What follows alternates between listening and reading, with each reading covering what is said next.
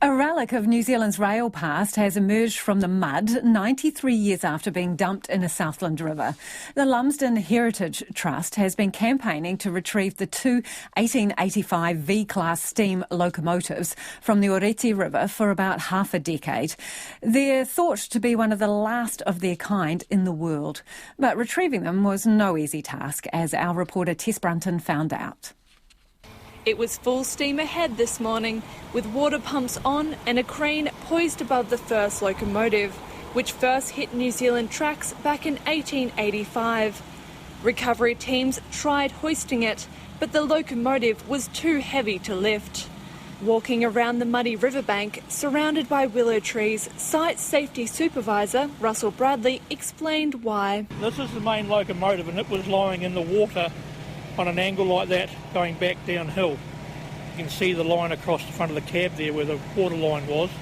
This was all in the water, and that was the only bit exposed.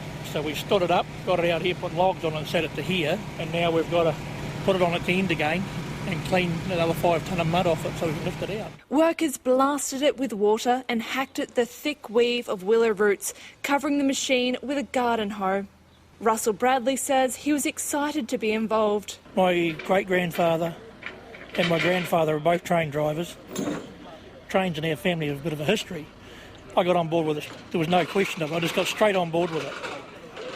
Couldn't help myself. Had to be involved. Lumsden Heritage Trust Chair John Titter says they're lucky they could even attempt a recovery. In the wake of World War I, the value of scrap metal was low, so instead locomotives were dumped in rivers around the country to act as flood barriers. Even the guys, when we were digging out the other day, were jumping up and down because the running boards were there. When we moved it the other day, the wheels turned, which is incredible, really. I mean, 135 years old, they've been in the river for 93 years. John Titter says this is the last opportunity to retrieve the locomotives. The consents are about to roll over and the landowner wanted to see action. The Trust fundraised about a third of the $158,000 cost before securing the rest of the funding from other organisations. While they wanted to recover both machines, John Titter says it wasn't to be. Over the last couple of days, it's actually gone from a massive task to a mammoth task. The suction on that thing there again, the suction being the silk holding it in, the tender itself weighs 22 tonne. He was pulling over 30 tonne on there trying to get it out. The locomotive is 32 tonne sitting on the track. You know, we believe there's probably another 10 tonne of silt in the boilers and things like that. There was relief as the locomotive was hoisted into the air. John Titter says it was an unbelievable experience. 135-year-old locomotive, 93 years in the ground, and there it sits in a crane, eh? Unbelievable. Wow. And emotions were running high as it was placed down onto the back of a transport truck. Can't get any better than that, man.